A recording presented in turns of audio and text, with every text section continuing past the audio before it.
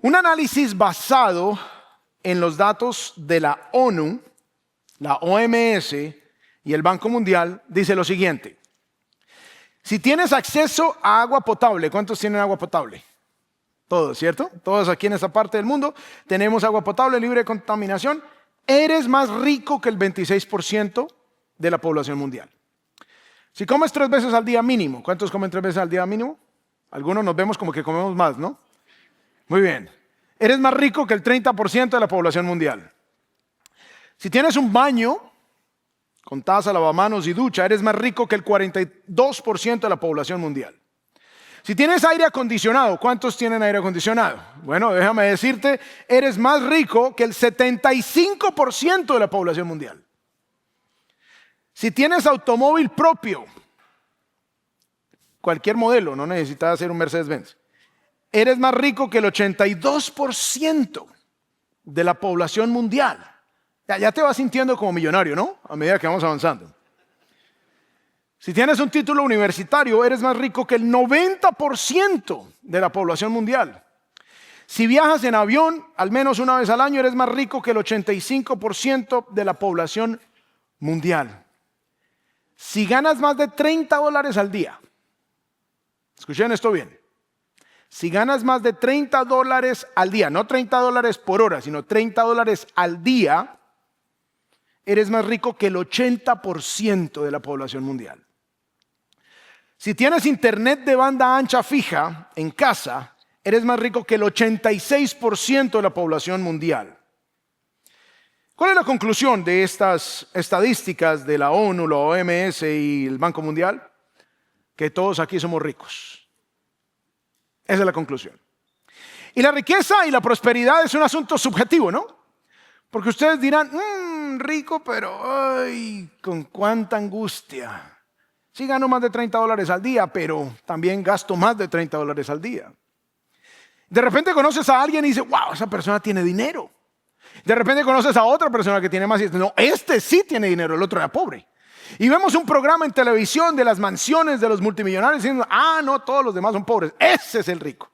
Entonces como que todo es una cuestión de perspectiva.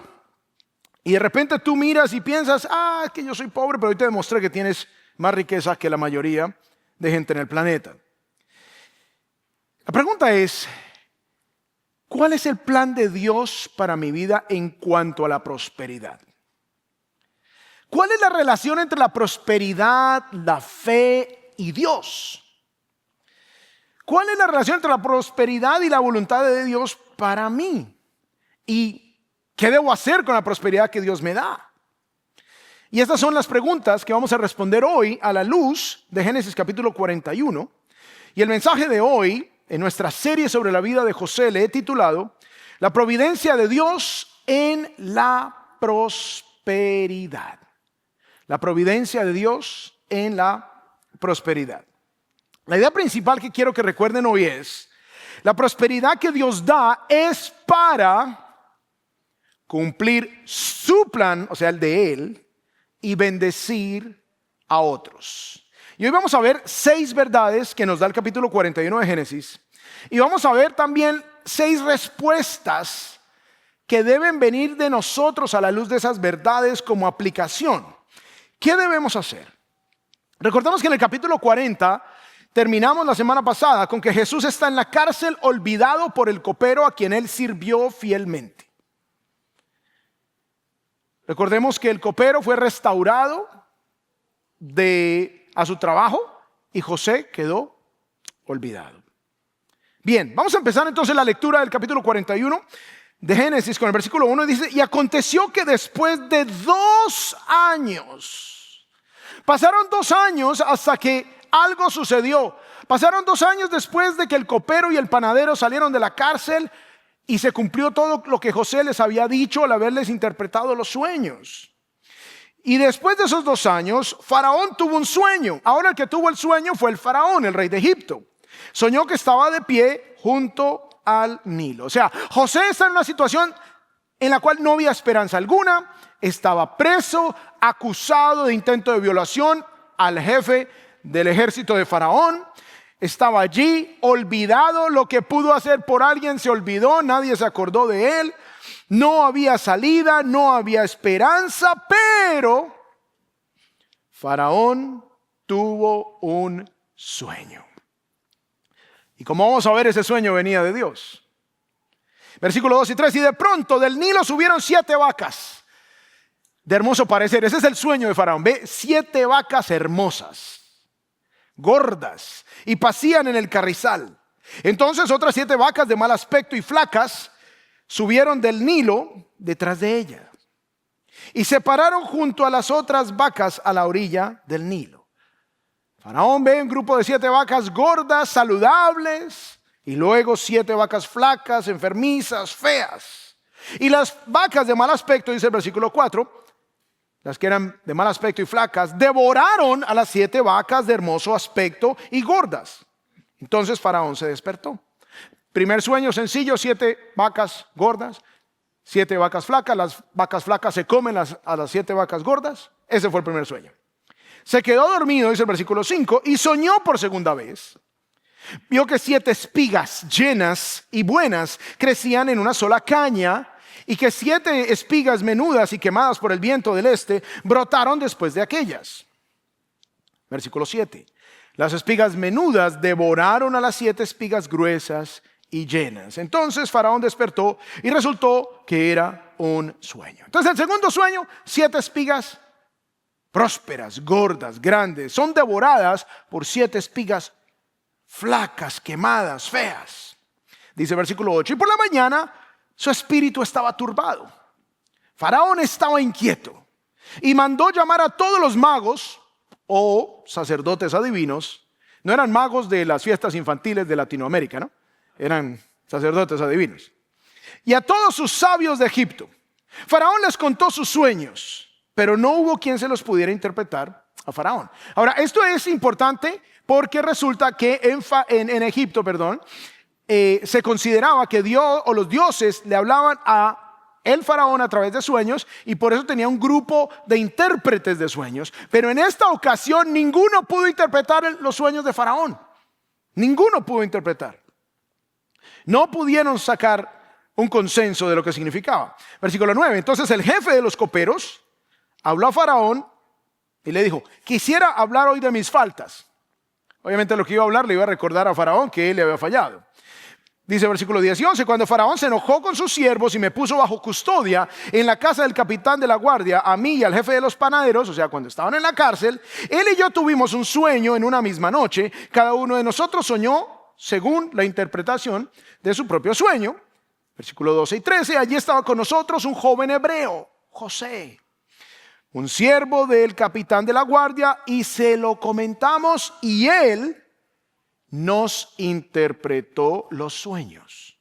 A cada uno interpretó su sueño, tal como nos lo había interpretado. Así sucedió.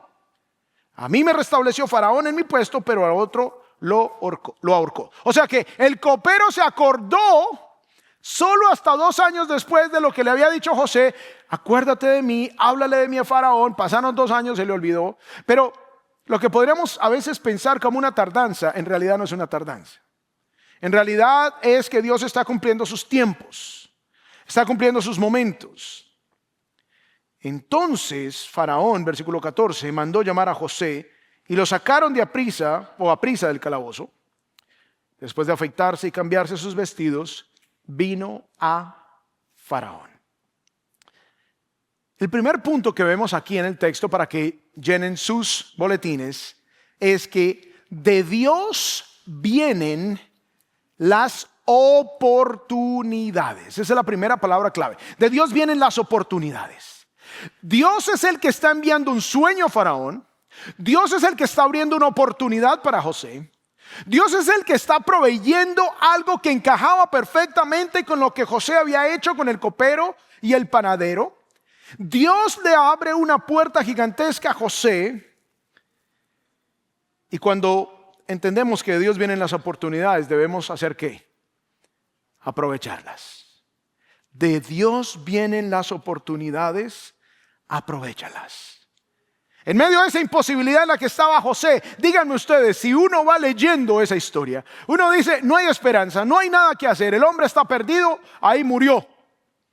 Ahí murió en la cárcel en Egipto. Pero Dios abre una oportunidad de la nada. Dios muestra su gracia, abriendo una puerta que nadie se esperaba. Y Dios manda ese sueño a Faraón y Faraón manda a llamar a José.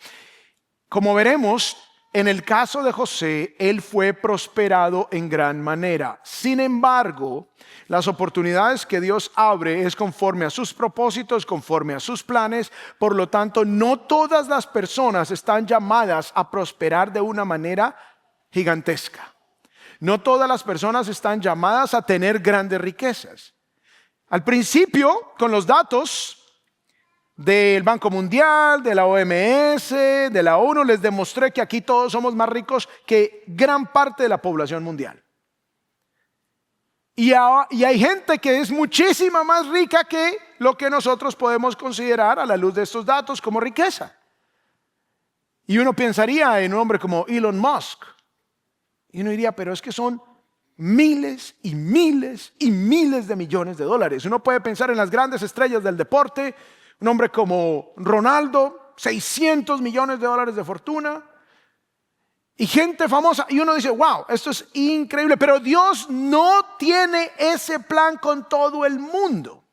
Por lo tanto, cuando tú escuches mensajes que dicen que Dios te va a enriquecer, que Dios te va a prosperar, que si tú das dinero a la iglesia, Dios te va a multiplicar y te va a dar más, eso es pura mentira, pura charlatanería. Y cuando se promueven esos sistemas y el único que se enriquece es el líder, hay algo mal. Entonces Dios no abre ese tipo de oportunidades para todo el mundo, pero las oportunidades que Dios te dé, aprovéchalas. Que eso fue exactamente lo que vimos aquí en la vida de José. Debemos asegurarnos de estar listos para las oportunidades que Dios nos brinde. Siempre listos. ¿Qué oportunidad abrirá el Señor? No lo sabemos, pero debemos estar listos para aprovecharla. Segundo punto, de Dios vienen las capacidades. Cultívalas. Entonces de Dios vienen las oportunidades, aprovéchalas, y de Dios vienen las capacidades. Cultívalas. Veamos qué dice el versículo 15. Y Faraón dijo a José, he tenido un sueño, no hay quien lo interprete, pero he oído decir de ti que oyes un sueño y lo puedes interpretar. ¿Quién le dio a José esa capacidad? Dios. Y como hemos hablado en los mensajes anteriores, esto fue una situación única. No es que ahora tú vas a decir que ahora Dios te dio a ti esa capacidad de interpretar sueños y que vas a montar un consultorio. Eso fue un momento de la historia particular, como Dios quiso revelar su plan de salvación. Recordemos, los sueños están ligados a su plan de salvación. No era todos los días, no era que estaba pasando en todo momento. Pero Dios le da a José esa capacidad. Y miren lo que dice el versículo 16. No está en mí. José reconoce que esa capacidad no venía de él. No era un mérito personal. Le responde José a Faraón. Dios dará a Faraón una respuesta favorable. José reconoce que las capacidades vienen del Señor. Obviamente, en este caso, es la única manera que podía mantenerse cultivando esta capacidad sobrenatural, era manteniéndose devoto al Señor. Pero a cada uno de nosotros se nos ha dado capacidades. Y esas capacidades vienen del Señor. No creas que tu capacidad artística o musical, o quizás para hacer cosas con tus manos, o tu inteligencia, o tu capacidad comunicativa vienen de ti, vienen del Señor, y debes cultivar esas capacidades, debes cultivar esas fortalezas. Dice el versículo 25, entonces José dijo a Faraón, los dos sueños de Faraón son uno. Dios ha anunciado a Faraón lo que él va a hacer. Las 7 vacas hermosas son 7 años, viene la interpretación dada por Dios. Y las 7 espigas hermosas son 7 años. Los dos sueños son uno. O sea, Dios le habló a Faraón de dos maneras, pero el mensaje era el mismo. Las vacas gordas y las espigas gordas eran 7 años, las dos. Versículo 27, las 7 vacas flacas y feas que subieron detrás de ellas son 7 años también. Y las 7 espigas quemadas por el viento del este serán 7 años de hambre. Luego resume José y da la interpretación, versículos 29 y 30. Van a venir 7 años de gran abundancia, por eso las vacas gordas y las espigas gordas en toda la tierra de Egipto, y después de ellos vendrán 7 años de hambre. Por eso las vacas flacas y las espigas flacas. De hecho, en español tenemos esa expresión en el vocabulario, ¿no? Vienen tiempos de vacas gordas o de vacas flacas. Viene de acá. Será olvidada toda la abundancia en la tierra de Egipto cuando vengan los 7 años de escasez. Será tan grande que se olvidará de esos 7 años de abundancia. Y el hambre asolará la tierra. Entonces Dios le muestra a Faraón lo que ha de venir. Versículo 31 y 32. No se conocerá la abundancia en la tierra a causa del hambre que vendrá, que será muy severa. En cuanto a la repetición del sueño, o sea, ¿por qué 2 sueños? En cuanto a la repetición del sueño de Faraón 2 veces, quiere decir que el asunto está determinado por Dios y que lo hará pronto. O sea, es un hecho y viene pronto. Por eso las 2 cosas. Así que cualquier don, cualquier capacidad, cualquier aptitud que Dios te haya dado, cultiva ese don, fortalece ese don, pon todo eso al servicio de los demás y reconoce que todo viene del Señor. Tercero, no solamente de Dios vienen las oportunidades y las capacidades, sino que de Dios viene también la sabiduría. ¿Y qué debemos hacer? Buscarla. Si de Dios vienen las oportunidades, debo aprovecharlo. Si de Dios vienen las capacidades, debo cultivarlas. Y si de Dios viene la sabiduría, entonces debo buscarla.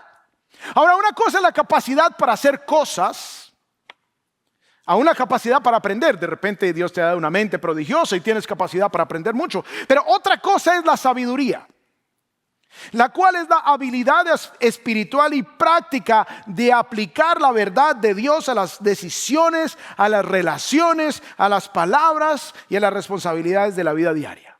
Entonces vamos a ver cómo se refleja la sabiduría de Dios en el consejo que José le da a Faraón, obviamente dado por la sabiduría que Dios impartió a José. Versículo 33. Ahora pues, busque Faraón un hombre prudente. Se le da la instrucción de qué debe hacer con estos 7 años de abundancia y los 7 años de escasez que vendrán después. Busque un hombre prudente y sabio. ¿Sí ven la sabiduría? Póngalo sobre la tierra de Egipto. Ponga a alguien que gobierne, que sea sabio y prudente.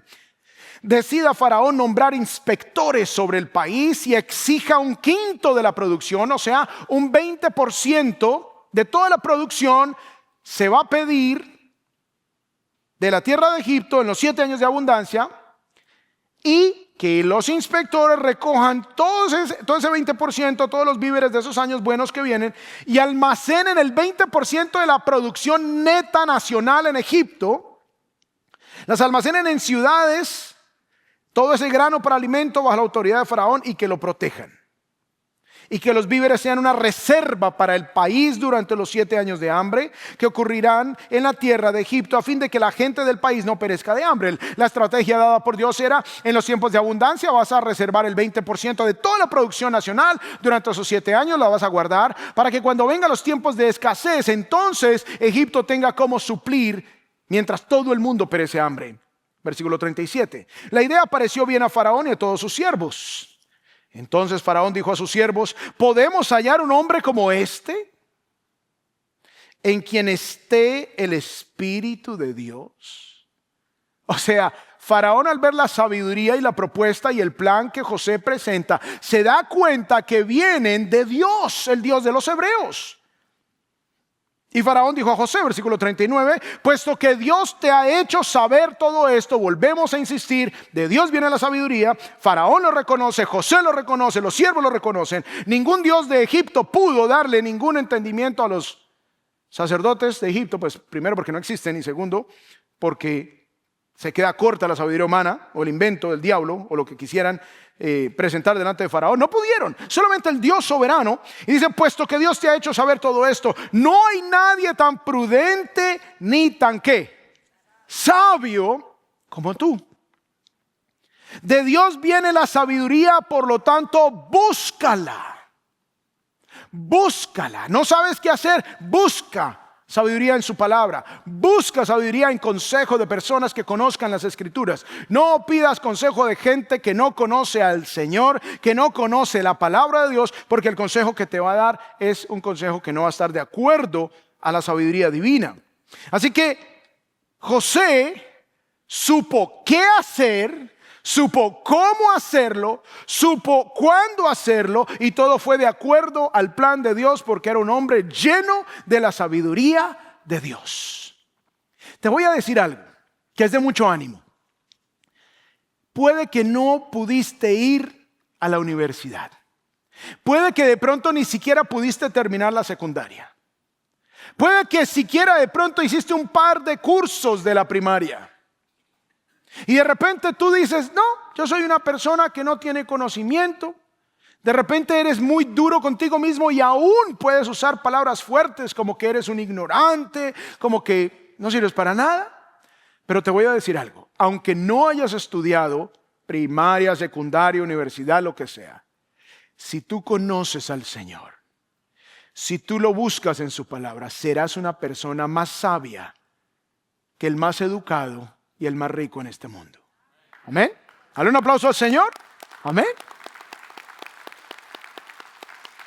Así que podemos buscar la sabiduría en su palabra. Está disponible para todos.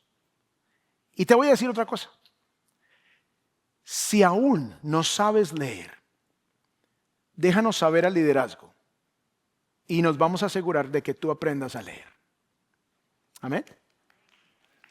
Y puede que haya personas así.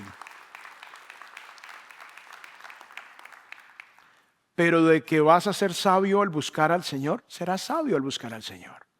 La palabra de Dios dice en Santiago que el que esté falto de sabiduría, que la pida a Dios y Él la dará abundantemente y sin reproche. Él está listo a dar sabiduría. Por lo tanto, si no sabes qué hacer con tus hijos, con tu matrimonio, con tu negocio, con la situación migratoria, lo que sea, pídele sabiduría al Señor y Él te mostrará el camino. Llénate del conocimiento de la palabra y podrás entender los principios bíblicos que pueden regir tus decisiones de tal manera que no cometas errores que después te perjudiquen. Así que busca esa sabiduría. Punto número 4. ¿Qué más encontramos aquí? Ya vimos que de Dios vienen las oportunidades. ¿Y qué debemos hacer?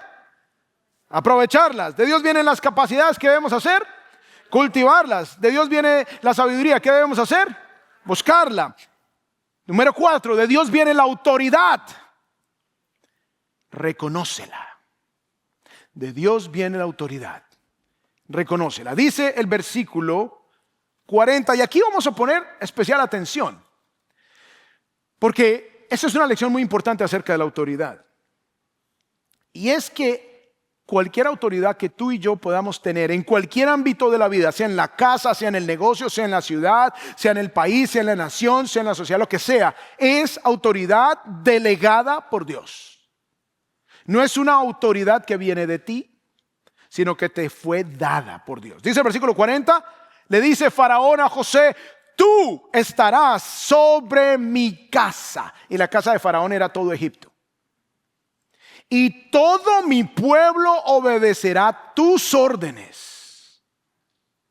Solamente en el trono yo seré mayor que tú.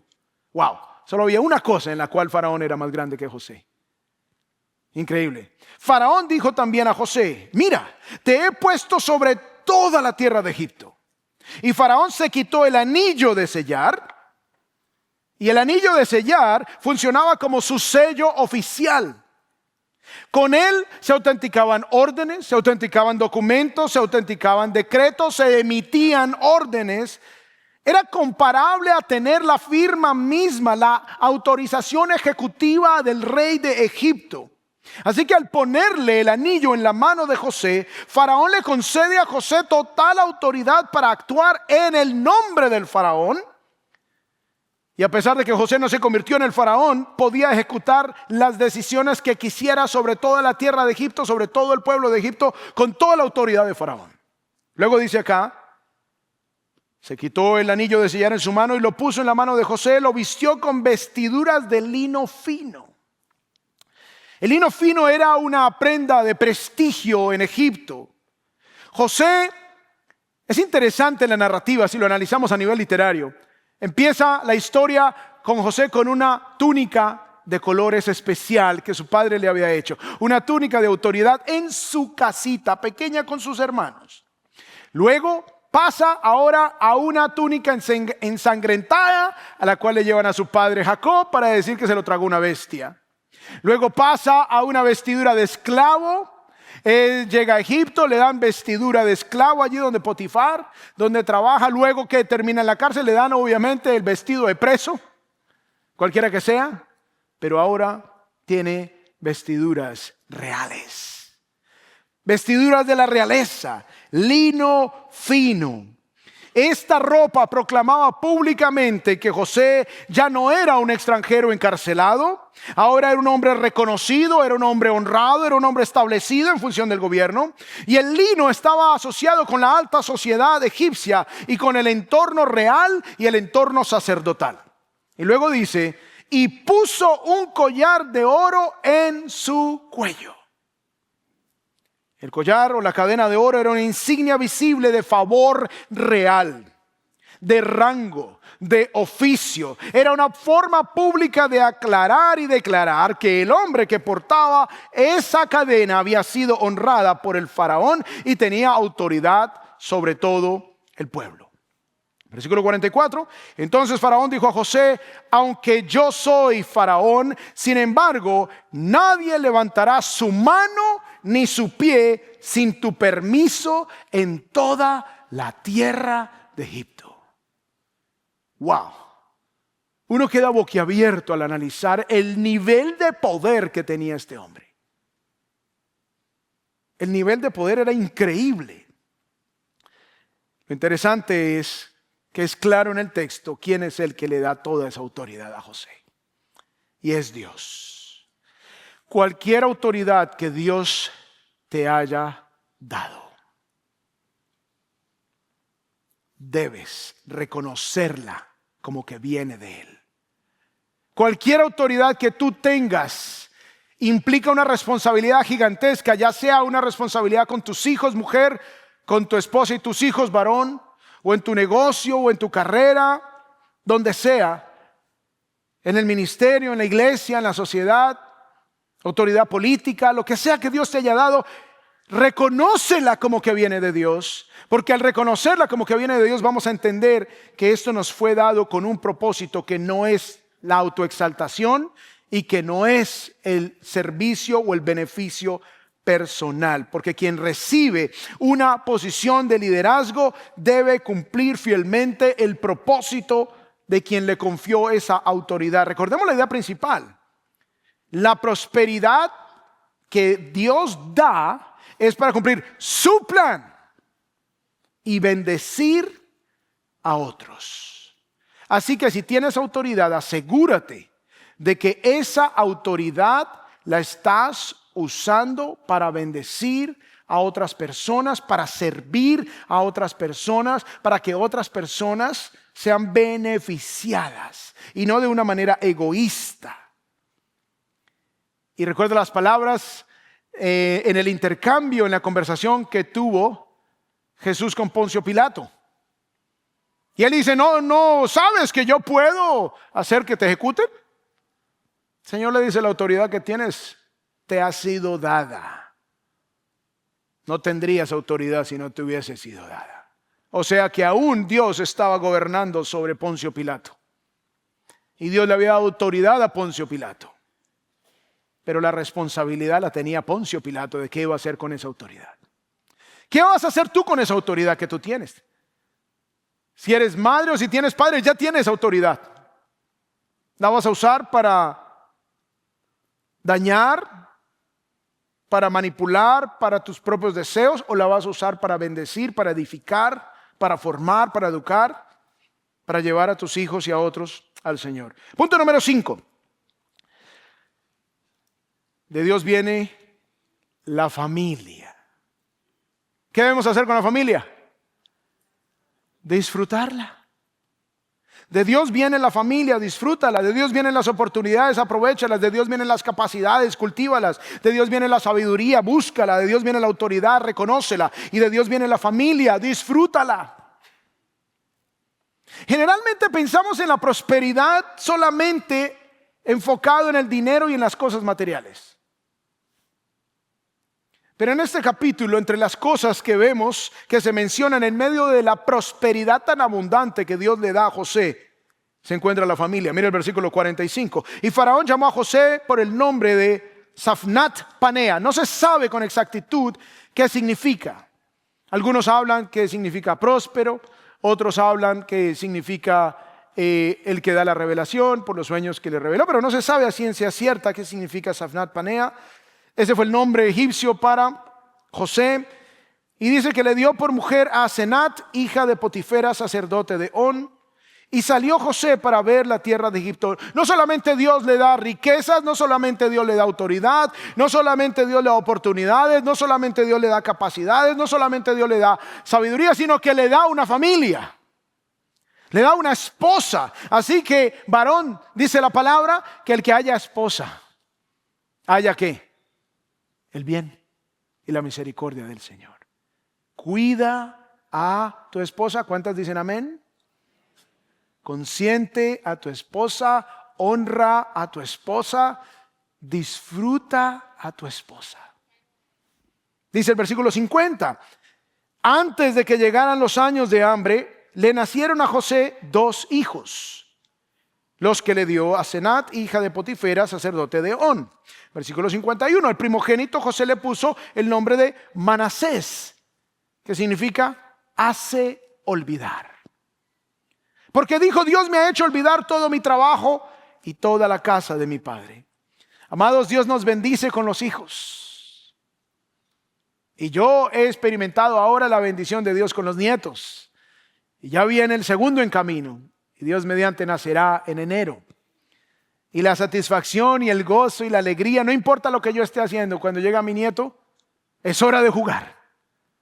Es hora de jugar a la pelota. Porque él es obsesionado con las peloticas. Entonces, la tremenda bendición, la tremenda alegría. Cuando estoy muy estresado al final de mi día de trabajo, ¿qué hago? Llamo a mi esposa, vamos a ver al bebé. Y allí se alivia. Que Dios nos bendice con los hijos, Dios nos bendice con los nietos. Entonces José entiende que Manasés es dado por Dios para hacerle olvidar su trabajo, su dolor, su angustia. Versículo 52. Y al segundo le puso el nombre de Efraín, que significa fecundo, o podría traducirse como próspero, porque dijo: Dios me ha hecho fecundo o próspero en la tierra de mi aflicción. Los hijos son la señal de la bendición de Dios, y a veces no disfrutamos de la prosperidad de Dios en nuestra familia por estar corriendo detrás de la prosperidad material. Se los voy a repetir. A veces no disfrutamos de la bendición de la familia, de la prosperidad que Dios da por medio de la familia, por estar corriendo detrás de la prosperidad material. No cometas ese error. Yo no he escuchado de nadie que en su lecho de muerte diga, cuando le preguntan: ¿de qué te arrepientes? No he escuchado que nadie diga: me arrepiento de no haber pasado más tiempo en la oficina. No he escuchado a nadie que diga: me arrepiento de no haber pasado más tiempo haciendo dinero. Lo que se escucha, ¿cuál es? La queja: me arrepiento de no haber pasado más tiempo con mi familia. Me arrepiento de no haber pasado más tiempo con mi esposo, con mi esposa, con mis hijos. Así que disfruta a tu familia. Y el deseo que tengo es que ustedes salgan hoy diciendo: yo soy una persona próspera porque Dios me dio a esta persona en mi vida, Dios me dio estos hijos. Si tienes hijos, si Dios no te ha dado hijos, amén, está bien, Dios te prospera de otras maneras. Pero deseo que reconozcamos todos que Dios nos ha bendecido de muchas maneras y que debemos nosotros aprovechar las oportunidades, cultivar las capacidades, buscar la sabiduría, reconocer la autoridad y disfrutar la familia. Y por último, número 6, de Dios vienen los resultados. ¿Y qué debemos hacer? Celebrarlos. Versículo 46. José tenía 30 años. ¡Wow! Qué carrera profesional tan tremenda la de José. Terminó de primer ministro del país más poderoso de la tierra en ese momento de la historia a los 30 años. ¡Wow! Increíble. José tenía 30 años cuando se presentó ante Faraón, rey de Egipto, y salió José de la presencia de Faraón y recorrió toda la tierra de Egipto. La tierra produjo a manos llenas durante los 7 años de abundancia, que fue exactamente lo que Dios dijo que iba a suceder. Los resultados venían del Señor. José recogió todo el fruto de esos 7 años de abundancia que hubo en la tierra de Egipto y guardó el alimento en las ciudades. En cada ciudad guardó el fruto de sus campos circunvecinos. Así José almacenó grano en gran abundancia, como la arena del mar, hasta que dejó de medirlo porque ya no se podía medir. Versículo 53, cuando pasaron los 7 años de abundancia que habían habido en la tierra de Egipto, comenzaron a venir los 7 años de hambre, tal como José había dicho. Entonces hubo hambre en todas las tierras, pero en toda la tierra de Egipto había alimento. Y obviamente aquí la previsión venció a la improvisación. Y de repente tendrás momentos de abundancia. Amados, que Dios nos ayude a ser prevenidos y que la previsión esté allí, porque siempre vencerá la improvisación. Los que improvisaron vinieron los 7 años de escasez y no tenían que comer. Si puedes, ahorra para los tiempos de escasez, porque finalmente lo que se administra bien se convierte en provisión también para otros. Versículo 55, cuando se sintió el hambre en toda la tierra de Egipto, el pueblo clamó a Faraón por alimento. Faraón dijo a todos los egipcios: vayan a José y hagan lo que él les diga. El hambre también se extendió sobre toda la superficie de la tierra. Entonces José abrió todos los graneros y vendió a los egipcios, pues el hombre era severa en la tierra de Egipto. Y de todos los países venían a Egipto para comprar grano a José, porque el hambre era severa en toda la tierra. Amados, debemos celebrar los resultados que tengamos del fruto de nuestro trabajo. Celebrarlos como que vienen del Señor. Les compartía la semana pasada que hace 15 días nuestra hija menor se casó con un hombre maravilloso, un hombre temeroso de Dios. Nuestra hija mayor se casó ya hace 3 años con un hombre temeroso de Dios, un hombre maravilloso. Pero los resultados de la crianza de nuestros hijos son del Señor. Yo no les puedo decir: hermanos, es que mi esposa y yo somos tremendos, somos pero piadosísimos, usted no se imagina, con razón los resultados, somos grandes. Tenemos que decir: a pesar de nosotros, a pesar de nuestros errores, a pesar quizás a veces de decisiones torpes que tomamos, Dios ha bendecido a la familia. Y en tu caso es igual. Cualquier resultado bueno que haya surgido de tu labor familiar, matrimonial, económica, financiera, profesional, viene del Señor y debes celebrarlo como tal. Algo lindo de nuestra cultura hispana es que celebramos todo. Celebramos todo, ¿no? Mejor dicho, todo es una excusa para celebrar. Todo es una excusa para reunirnos. Todo es una excusa para hacer una fiesta. Sigamos haciéndolo, dándole la gloria a nuestro buen Dios, reconociendo que de Él viene todo buen don, que a Él le pertenece la gloria, a Él le pertenece el honor, el mérito y la gratitud. Tenemos que luchar contra esa tendencia en nuestro corazón de estar buscando cada vez más riquezas y riquezas materiales. Si Dios te las da, amén. Ya sabes que son para administrarlas bien. Ya sabes que son para servir a otros. No es para malgastarlas. Para nada de eso. Ya sabemos que Dios prospera al que Él quiere. No todos seremos prosperados de esa manera tan abundante. Algunos sí, otros no. Pero lo que sea que Dios te dé, úsalo para su gloria y para servir a los demás. Y recuerda ese mensaje mentiroso conocido como el Evangelio de la Prosperidad, donde se promueve la idea de que Dios te va a enriquecer y que si no eres rico es porque te falta fe, y si no eres rico es porque no has hecho el pacto con la iglesia y no has dado el dinero que tienes que dar. Eso es pura mentira. Eso lo único que exalta es la avaricia, el orgullo. Si Dios te prospera, sirve a los demás. Celebra al Señor.